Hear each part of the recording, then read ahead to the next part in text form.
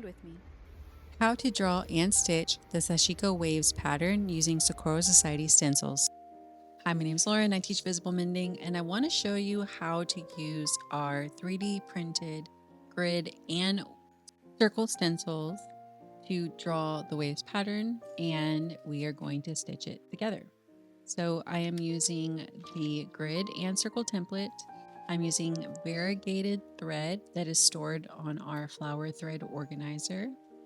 And I'm also using our Sashiko needles. The first time I started drawing this grid, I didn't necessarily do it incorrectly, but I started in the wrong spot because I had already had the pattern drawn on the other chest. I needed to make sure I started in the same spot. So this is what I'm doing with the orange marker. I'm just restarting the grid because the first one started a little too low.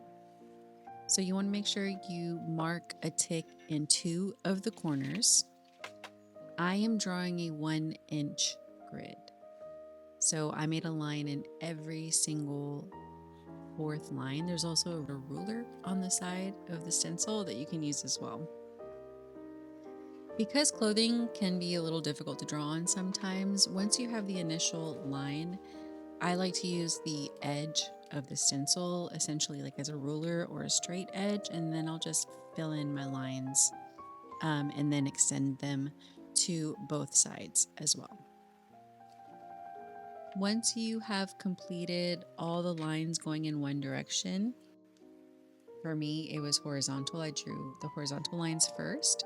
You'll rotate your grid 90 degrees, match up the tick marks, and start drawing the lines in the opposite direction. So for me, it was the vertical lines. When I'm moving my grid along the pattern, I start with the tick marks once, and that will get you going on a perfect 90-degree grid where all the lines are going in the right direction. From there, you just want to use the other lines. You can see them through the grid and you can move along your area that you're drawing across. Once you have the grid completely drawn, it is time to move on to the circle stencil. We're going to use these circle templates to draw this pattern. Notice that there are 4 tick marks on all 4 sides. I know a circle doesn't have a side, but you understand what I mean. And that's so that you can line up the horizontal line should be going through the horizontal tick marks and the vertical as well. This makes it very easy to check your work and to just line these patterns up or the circles up so that you can draw this pattern quickly. Once you finish one line, you'll hop up or below wherever you started, and you'll start bricklaying the pattern. I like to draw all the 2-inch circles first. Now, if you wanted to draw a smaller pattern, you would just draw in maybe a 1/2-inch grid or a full 1/4-inch grid. And then you could use the 1.5-inch circle and the 1 inch. It would just be a much smaller pattern. It's your choice.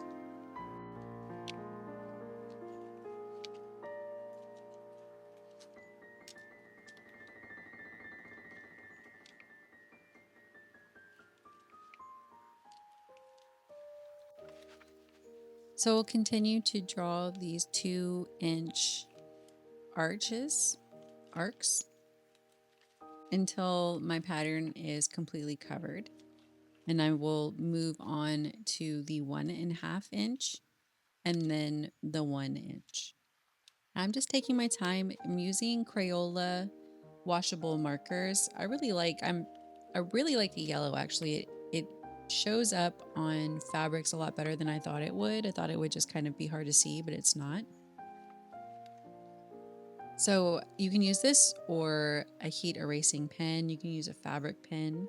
You can use different colors if that would help you. I'm using orange and yellow. Now that I've moved on to the smaller circle, you can see that I'm still able to make sure that the arch is centered because I have those tick marks. So if I had a full 1/4-inch grid, I would have lines to meet up the outside of my circle too, but I don't. but I do have that center line. So I make sure the center line is going through my circle and that the horizontal line is also going through the tick marks, and it's perfectly positioned every single time.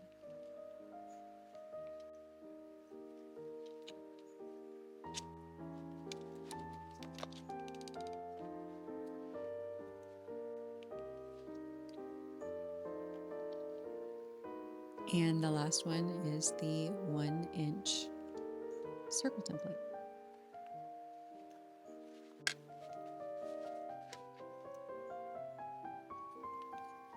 Some of this did sped up, but I really didn't make any cuts because I wanted you to just get an idea of the entire process.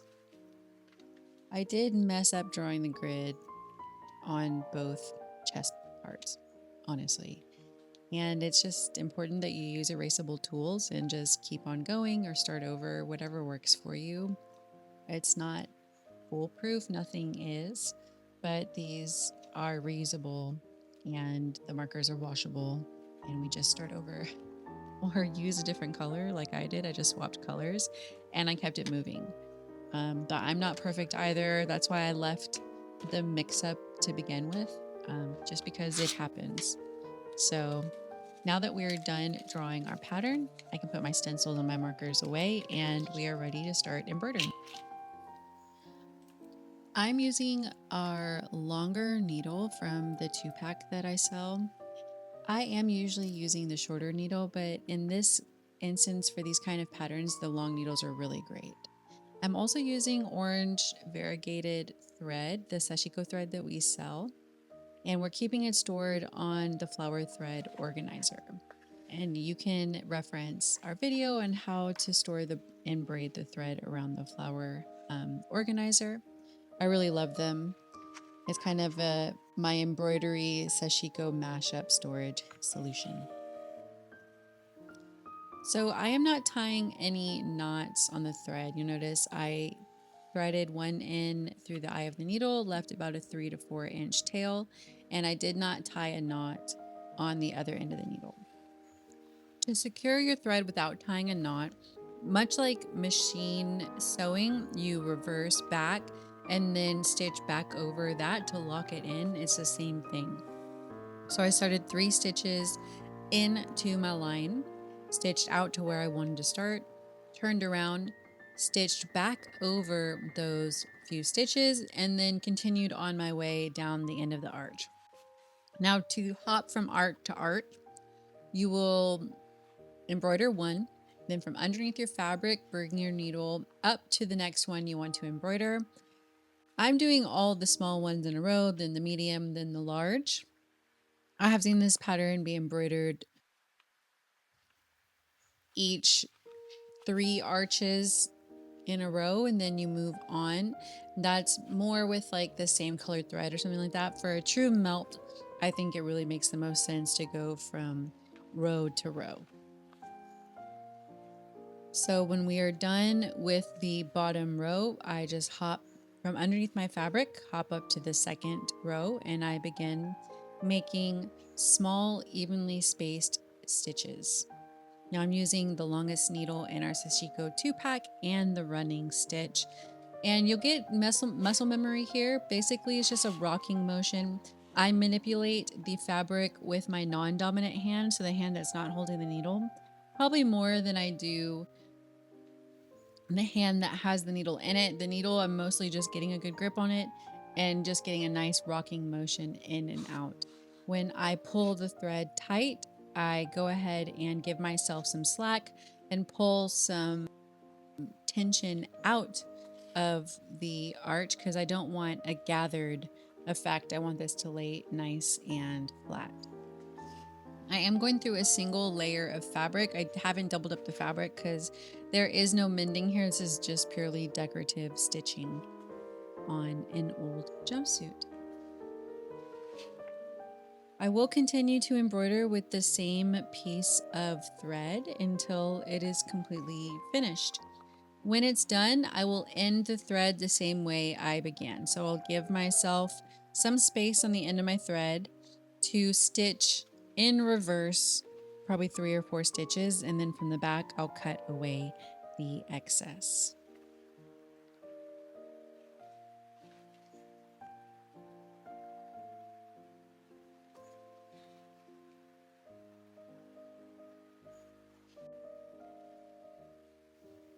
This is very meditative. There isn't much else to it.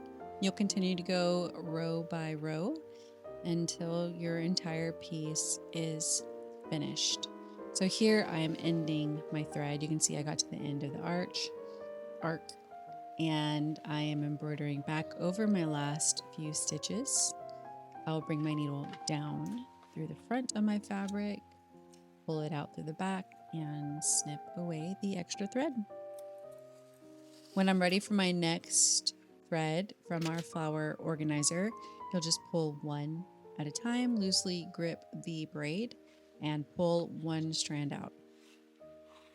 Again, we're going to thread one end through the eye of the needle, give yourself a 3 to 4 inch tail, and without tying a knot, bring your thread all the way through. Start in your line a few stitches, stitch out to the beginning, reverse, stitch back over those 3 stitches, and continue on until you're done with this thread, and you will end it the same way and continue on. So I will stop talking and we'll just watch some embroidery unfold in front of our eyes.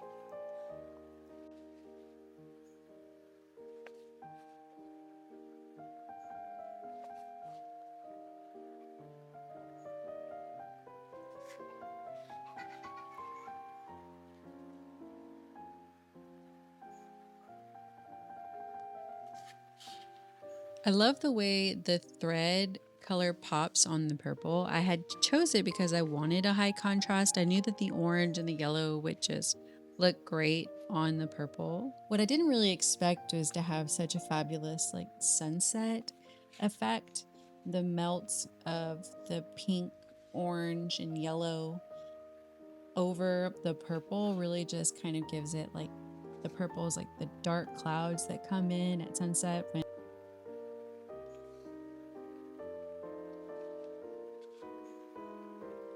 everything's getting dark and the colors leaving the sky. It's really beautiful. I decided to embroider on this jumpsuit because it fits me a little big and I really don't grab for it as much as I wanted to. I spent a lot of money on it and I just wanted to see if I could do something to it, make me fall in love with it again before I tried to sell or donate it. And I must say, mission accomplished. I do love the way it came out. I'm almost done with the stitching here in the video. Once I am finished with all of the embroidery, I washed and dried the jumpsuit as I normally did because I used Crayola washable markers. The markings came out beautifully. The stitching stayed in place.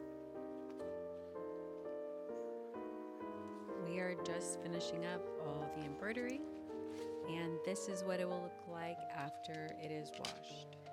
All the products we used are available at socorrosociety.com. We sell the thread and the scissors. The 3D products are ours that we have made in San Antonio, Texas.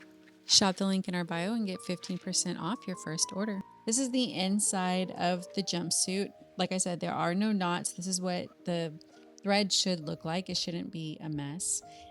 And this is what it looks like on. Like I said, beautiful thread. I like how you can see the pattern even though it's not too visible. Thanks for watching. I hope you found this useful, and I'll catch you on the next